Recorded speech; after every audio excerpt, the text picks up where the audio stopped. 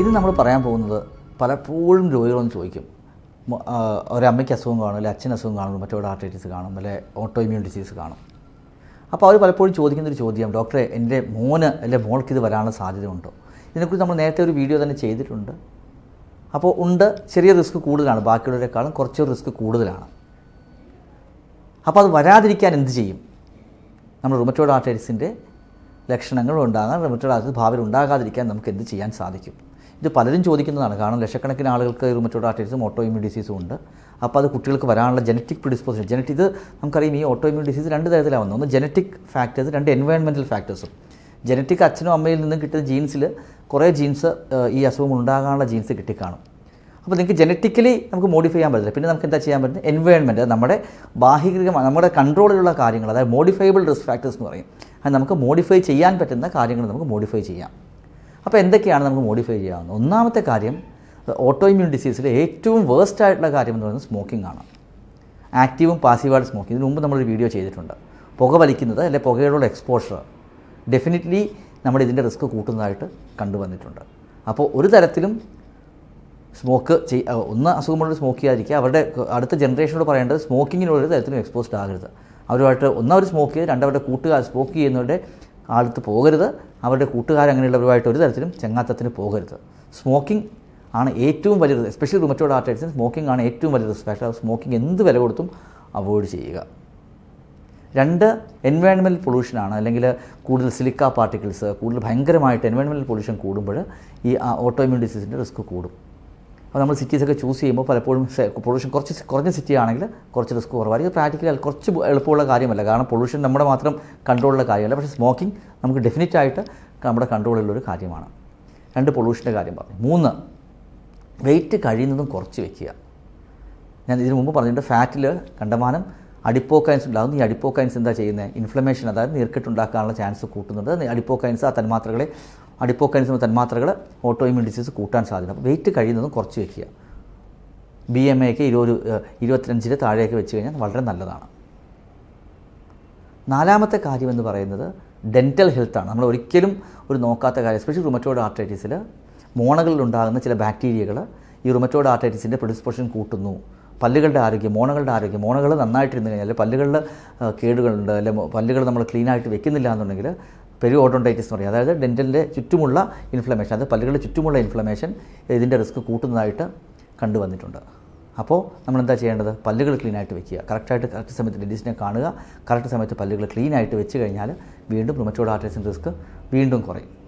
പിന്നെ ഫുഡിൻ്റെ കാര്യത്തിൽ നോക്കുകയാണെങ്കിൽ നമ്മൾ ഏറ്റവും ശ്രദ്ധിക്കേണ്ടത് സോൾട്ടാണ്, ഉപ്പ് കൂടുതൽ കഴിക്കുന്നത് ഓട്ടോ ഇമ്മ്യൂൺ ഡിസീസിൻ്റെ റിസ്ക് കൂട്ടുന്ന ചെറിയ പഠനങ്ങളുണ്ട്. അത് വളരെ സോളിഡ് അല്ല.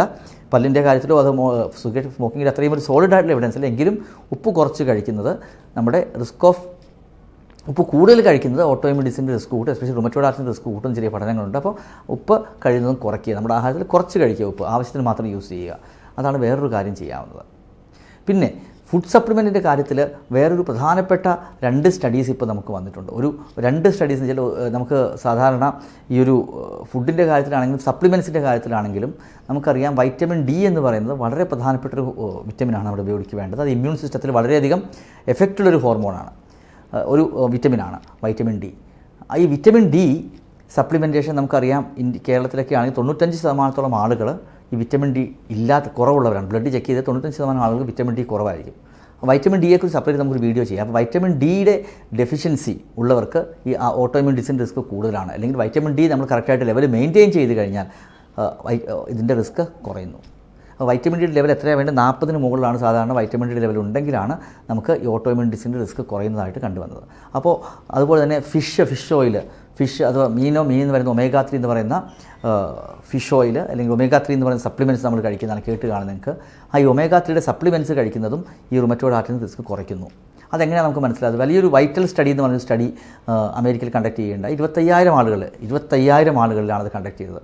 25,000 ആളുകളിൽ ഇത് കണ്ടക്ട് ചെയ്ത് കഴിഞ്ഞപ്പോൾ അവർക്ക് എന്താ മനസ്സിലായത്? അവർക്ക് ഒരു 5 വർഷത്തോളം ഇവർ ഒബ്സർവ് ചെയ്തു. കുറച്ച് പേർക്ക് വിറ്റമിൻ D ഒമേഗ 3 കൊടുത്തു, കുറച്ച് പേർ കൊടുത്തില്ല. എന്നിട്ട് ഇവർക്ക് ഓട്ടോ ഇമ്മ്യൂൺ ഡിസീസ്, അതായത് നമ്മുടെ വാതരോഗങ്ങൾ ഉണ്ടാകാനുള്ള റിസ്ക് നോക്കിക്കഴിഞ്ഞപ്പോൾ ഒമേഗ 3യും വൈറ്റമിൻ ഡിയും കഴിക്കുന്നവർക്ക് ഈ ഓട്ടോ ഇമ്മ്യൂൺ ഡിസീസിൻ്റെ റിസ്ക് വളരെ കുറയുന്നതായിട്ടാണ് കണ്ടുവരുന്നത്. ഒരു നല്ല ഫൈൻഡിങ് ആണ്, it's A very good finding.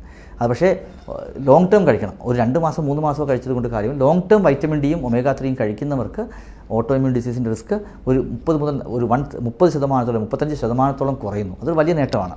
കുറയുന്നതായിട്ടാണ് rheumatoid മാത്രമല്ല എല്ലാ ഓട്ടോ ഇമ്മ്യൂൺ ഡിസീസിൻ്റെ റിസ്ക് കുറയുന്നതായിട്ട് അവർ കണ്ടുപിടിച്ചു. അത് എസ്പെഷ്യലി ഒമേഗ 3 നിർത്തിക്കഴിഞ്ഞാൽ കുറച്ച് നാളത്തേക്ക് കൂടി അതിൻ്റെ ബെനിഫിറ്റ് തുടർന്ന് പോകുന്നു. പക്ഷേ വൈറ്റമിൻ ഡി അങ്ങനെയല്ല. വൈറ്റമിൻ ഡി കണ്ടിന്യൂസ് ആയിട്ട് കഴിച്ചുകൊണ്ടിരുന്നാൽ മാത്രമേ ആ ബെനിഫിറ്റ് കിട്ടുന്നു. വൈറ്റമിൻ ഡി നിർത്തിക്കഴിഞ്ഞാൽ അതിൻ്റെ എഫക്റ്റ് പോവുകയും ചെയ്യുന്നു. അപ്പോൾ ഈ പറഞ്ഞു വരുന്നതിൻ്റെ അർത്ഥം എന്ന് വെച്ച് കഴിഞ്ഞാൽ ഇപ്പം ഒരു ഫാമിലി ഒരാൾക്ക് റുമറ്റോയിഡ് ആർത്രൈറ്റിസ് ഉണ്ടെങ്കിൽ കുട്ടികൾക്ക് വരാതിരിക്കാൻ നമ്മൾ എന്താ ചെയ്യേണ്ടത്? വളരെ സിമ്പിൾ. സ്മോക്കിംഗ് കംപ്ലീറ്റ് ആയിട്ട് ബിഗ് നോ. അത് പിള്ളേർക്ക് പറയുക, ഒരിക്കലും സ്മോക്ക് ചെയ്യരുത്. സ്മോക്കിംഗ് ചെയ്ത് എവർ സ്മോക്ഡ്, അതായത് ഇപ്പോൾ സ്മോക്ക് ചെയ്ത് നിർത്തിക്കഴിഞ്ഞാൽ അതിൻ്റെ എഫക്റ്റ് പോകത്തില്ല. സ്മോക്കിംഗ് നിർത്തിക്കഴിഞ്ഞാൽ 5-8 വർഷവും കഴിഞ്ഞാലും ഈ റിസ്ക് തുറന്നുകൊണ്ടേയിരിക്കും. അതുകൊണ്ട് സ്മോക്കിംഗ് കംപ്ലീറ്റ് ആയിട്ട് നോ പറയുക. ചെറുപ്പത്തിൽ തന്നെ അത് 14-15 വയസ്സാകുമ്പോൾ പറയുക ഒരിക്കലും ചെയ്യാൻ പാടില്ല.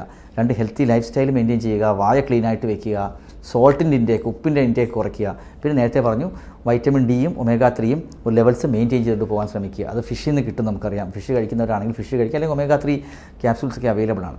അപ്പോൾ ഇതൊക്കെ റിസ്ക് ഫാക്ടർ കുറയ്ക്കുന്നതാണ്. അപ്പോൾ ഇതൊരു വളരെ ഇമ്പോർട്ടൻ്റ് ആയ ടോപ്പിക്കാണ്. കാരണം എപ്പോഴും നമുക്കറിയാം prevention is better than cure. അപ്പോൾ നമുക്ക് റുമറ്റോയിഡ് ആർത്രൈറ്റിസ് പ്രിവെൻറ്റ് ചെയ്ത് വെക്കാൻ പറ്റുകയാണെങ്കിൽ, അത് വരാതെ നോക്കുന്നത്, ഏത് ഓട്ടോ ഇമ്മ്യൂൺ ഡിസീസ് ആണെങ്കിലും വരാതെ നോക്കുന്നത് തന്നെയാണ് എപ്പോഴും നല്ലത്. അപ്പോൾ ഈ കാര്യങ്ങൾ നിങ്ങൾ ഡെഫിനറ്റായിട്ട് നിങ്ങളുടെ നെക്സ്റ്റ് ജനറേഷൻ, ജനറ്റിക്കലി ഒരു ഫാമിലിയിൽ 2-3 സിസ്റ്റേഴ്സിനൊക്കെ അസുഖമുള്ളതുകൊണ്ടാണ്. അപ്പോൾ അവരുടെ നെക്സ്റ്റ് ജനറേഷന് വരാനുള്ള സാധ്യത കൂടുതലായതുകൊണ്ട് ഡെഫിനറ്റായിട്ട് അവർ ഇങ്ങനെയുള്ള ചെറിയ ചെറിയ കാര്യങ്ങൾ ചെയ്തു കഴിഞ്ഞാൽ നമുക്ക് വളരെ നല്ലതായിരിക്കും.